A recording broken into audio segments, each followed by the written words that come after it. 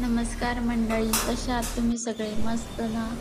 आम्ही पण मस्त. आता पाऊस चालू आहे तर तुम्ही सगळ्यांनी प्रत्येकाने स्वतःची काळजी घ्या. पाऊस खूप आहे बाहेर. जास्त महत्त्वाचं काम असेल तेव्हा जात जावा बाहेर आणि पटकन काम झालं की घरात येऊन बसा. स्वतःची काळजी घेणे ही सर्वात मोठी धनसंपत्ती आहे. तुम्ही बघू शकता हे पनीर आहे ना, ते आता अर्धा लिटर दुधापासून मिळालेलं आहे हे पनीर. आता हे पनीर मी गाळून घेतलेलं आहे. तर सगळं गाळून घेते, थोडं शिल्लक राहिलेलं आहे ते, कारण दूध माझं खराब झालं होतं. मी फ्रीजमध्ये ठेवायचं विसरले, त्यामुळे दूध माझं फाटलं. तुम्ही फाटलं, काही लोक फाटलं बोलतात, पण आम्ही नासलं दूध असं बोलतो. त्यामुळे माझ्या तोंडातून असा शब्द जाऊ शकतो की दूध नासलं म्हणून. हे पनीर मी गाळून घेतलं. त्या पनीरचं काय करायचं हे माझ्या मनात विचार आलं की बरेचसे रेसिपी दाखवणारे दूध आणून त्यात व्हिनेगर किंवा लिंबू पिळून दुधाचं पनीर तयार करण्यासाठी दूध हे तयार करतात पनीर. तर मी म्हटलं आता आपल्याला ऑलरेडी तयारच भेटलेलं आहे पनीर, तर का नाही आपण पण एखादी रेसिपी करावी. म्हणून मी म्हटलं चला आता पनीरचे पराठे करून घेऊया. सगळं हे पनीर गाळून घेतलेलं आहे मी बघू शकतो. सगळं गाळून झालेलं आहे. अर्धा लिटर दुधापासून आहे. आता हे इकडे दुसरं दूध तापायला ठेवलेलं आहे. गाळलेल्या पनीर मध्ये थोडस आलं किसून घेतलेलं आहे. अगदी 1 इंच पेक्षा पण थोडं कमीच घेतलेलं आहे मी, कारण थोडंसंच पनीर आहे, एकदम जास्त नाही. आता गाजर पण किसून घ्यायचंय आपल्याला. आलं किसतं त्या गाळणीनेच गाजर किसून घ्यायचंय आपल्याला.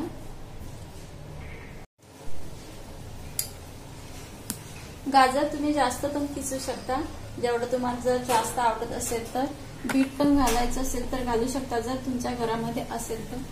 थोडासा मिरचीचा ठेचा आहे, एकदम बारीक केलेला आहे, पाणी न घालता केलं. मी अगदी थोडंसंच घातलेला आहे, तो जास्त आता पावसातून तिखट नको आहे त्यामुळं. आता हे सगळे गरम मसाले घालायचे. सांबर मसाला घालायचा आहे अर्धा चमचा.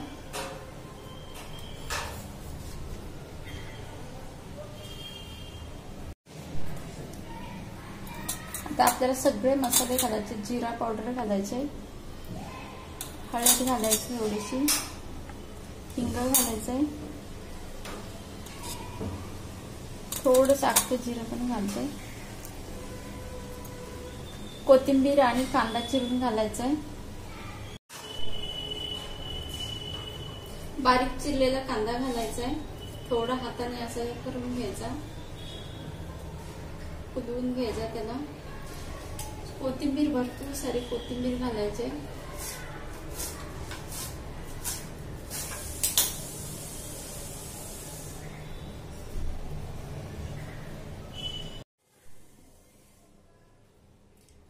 सगळं मिक्स करून घ्यायचंय की जेणेकरून सगळे मसाले पनीरला लागले पाहिजे. अशा पद्धतीने हे मिश्रण तयार करून घ्यायचंय आपल्याला. तुम्ही बघू शकता. आता हे झाकून ठेवायचे.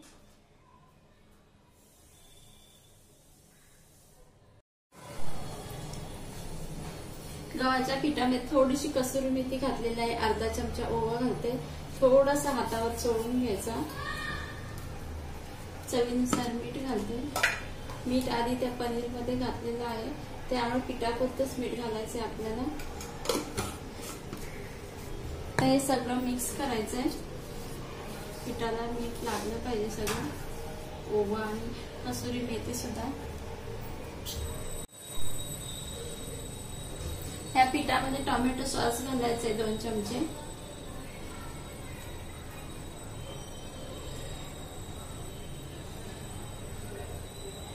वरून हे झाकण निघत नव्हतं, मी इथून कात्रीने कापून घेतलेलं आहे, कारण एकाच गोष्टीसाठी किती वेळ अडून राहायचं, निघतच नव्हतं ते झाकण. आता हे सगळं पीठ आहे ते घट्ट मळून घ्यायचंय. थोडंसं तेल लावून घ्यायचं, चांगलं मळून घ्यायचं तेलामध्ये. छोटासा गोळा घ्यायचा, चपातीपेक्षा थोडा कमी घ्यायचा, म्हणजे अर्धा घ्यायचा, त्याच्या अर्धा. चपातीला घेतो त्याच्या अर्ध पीठ घ्यायचं. तुम्हाला जेवढं पाहिजे तेवढं घेऊ शकता. पण जास्त करून त्याचं ते मिश्रण भरल्यानंतर जास्त मोठा होता कामा नये, मीडियम व्हायला पाहिजे. अशा पद्धतीने पाडी करून घ्यायची आपल्याला आणि त्याच्यामध्ये मिश्रण भरायचं.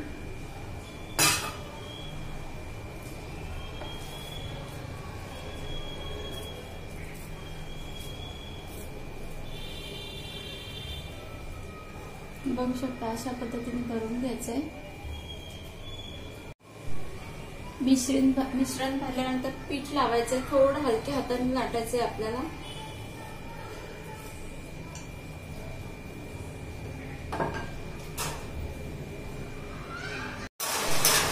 आता दुसऱ्या पद्धतीचं मी पराठा दाखवते.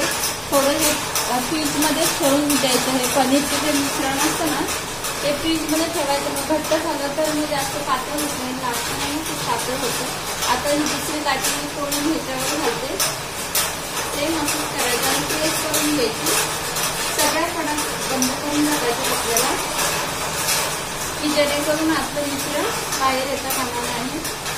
बघू शकता अशा पद्धतीने एक पोळी लाटून मिश्रण लावून घ्यायचं. परत दुसरी मिश्रण लावल्यानंतर परत दुसरी पोळी त्याच्यावर चिपकून घ्यायची. आणि इकडच्या साईडला आधी लाटलेला पराठा आहे, तुम्ही बघू शकता. हा पण आपल्याला भाजून घ्यायचा. थोडा गॅस मोठा करायचा.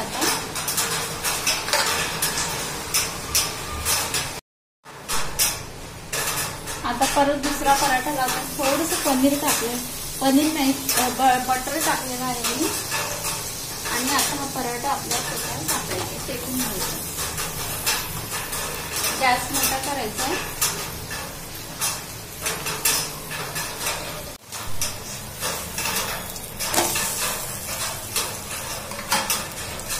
परत थोडंसं पनीर तुम्हाला जेवढं पाहिजे तेवढं लावू शकता तुम्ही. तेल, तूप, बटर वगैरे काही लावू शकता. तुम्हाला जे पाहिजे ते लावू शकता. बटरचा स्वाद खूप छान येतो पराठ्यामध्ये. त्यामुळे मी आता आधीचा एक मी तेलाचाच करून घेतला, आता हा बटरचा करते.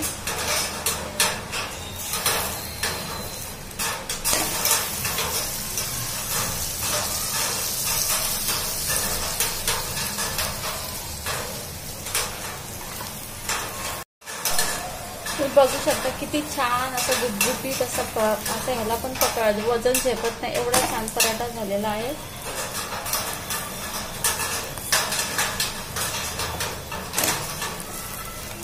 तुम्ही नाश्त्याला सकाळचा करू शकता. अगदी हा पोटभरीचा आहे, सकाळच्या डब्याला पण करू शकता. पण ते पनीरचं मिश्रण आहे ते थोडं असं फ्रीजमध्ये ठेवल्यावरच पराठे करा, कारण ते पातळ राहतं, पराठे लाटायला नाही जमत. अशाच पद्धतीने सगळे पराठे करून घ्यायचे आपल्याला. तुम्हाला मी पराठा कट करून दाखवते की किती सॉफ्ट झालेला आहे, तुम्ही बघू शकता.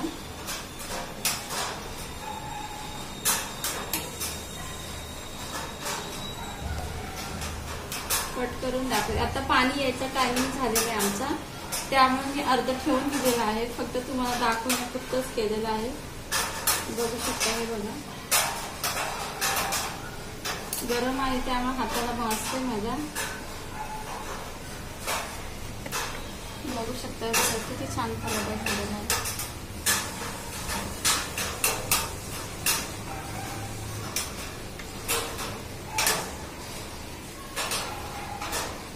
हे बघा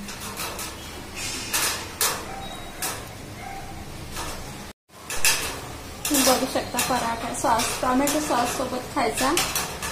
माझा उजेड पडतोय असा अंदाज येतो थोडासा दाखवताना. रात्रीचा व्हिडिओ केला तर हाच प्रॉब्लेम होतो. टोमॅटो सॉस सोबत खायचा, खूप छान लागतो, टेस्टी लागतो.